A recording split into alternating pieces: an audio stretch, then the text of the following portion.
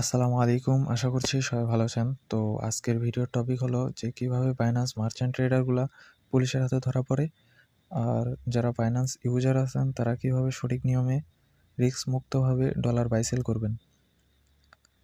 আর গত একদিন আগে আমি আমার চ্যানেলে একটি ভিডিও আপলোড করেছিলাম, যেটাতে আমি আপনাদের সম্পূর্ণভাবে বুঝাই দিতে পারি নাই। তার জন্য আমি দুঃখিত, আর ভয়েসের কোনো সমস্যা হলে ক্ষমার দৃষ্টিতে দেখবেন।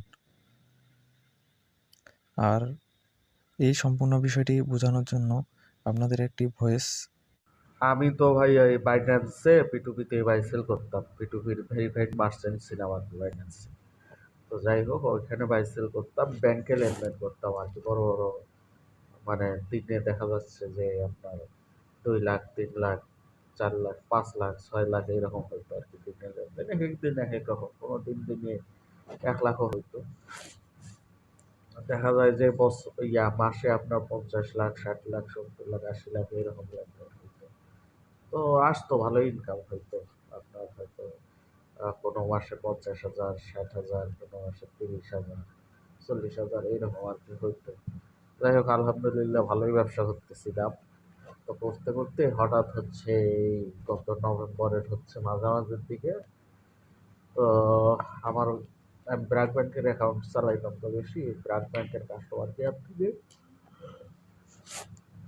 ফোন আসলো হঠাৎ করে, বলতেছে যে আপনি ব্যাংকে এত কিসের লেনদেন করেন, এই হাবিজাবি আপনি মাসে 50 লাখ, 60 লাখ টাকার লেনদেন করেন, কিসের লেনদেন করেন। এরপর বলতেছে যে আপনি গত মাসের মাঝামাঝি একটা লেনদেন করছিলেন 5,500 টাকা।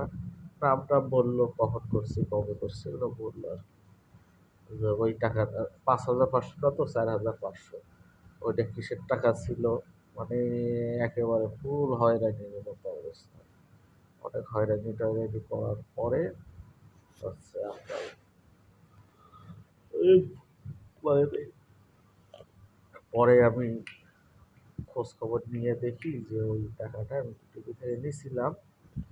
তো বিষয় হচ্ছে নেওয়ার সময় আর কি অতটা খেয়াল করিনি।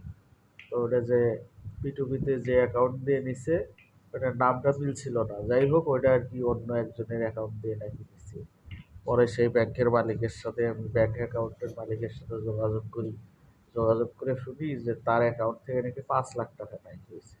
এর মধ্যে আমার অ্যাকাউন্টে 4,500, আর এক অ্যাকাউন্টে 2,95,000, আর এক অ্যাকাউন্টে 2 লাখ এরকম আর কি গেছে। এই 3টে অ্যাকাউন্টই ব্যাংক থেকে ফুল ফ্রিজ করে দিল। পরে শুধু মামলা হবে, এই হবে সেই হবে, হাবি কত কাহিনী। পরে হয়তো অবশ্য মামলা টামলা হয় নাই, বাঁচে গেছি। মানে ভয়ে আর কি। আশা করছি ভয়েসটা বুঝতে পেরেছেন। তো আমি এখন বলি, সাপোজ কোনো এক ব্যাঙ্ক অ্যাকাউন্ট থেকে 5 লাখ টাকা হারাইছে। তো সেই টাকা তো আর এমনি এমনি হারা যাবে না, সেটা অবশ্যই কোনো প্রতারক বা কোনো হ্যাকার তার অ্যাকাউন্টে হ্যাক করে নিয়েছে। সে হ্যাকার বা প্রতারক এই টাকাটা কিন্তু তাদের নিজের অ্যাকাউন্টে কখনোই নেবে না। তারা এখন কি করবে, এই বাইন্যান্স পিটুপিতে আসবে। আসার পরে সেই টাকা দিয়ে এখানে ডলার বাই করবে। বাই করে তারা সুন্দরভাবে এখান থেকে বের হয়ে যাবে।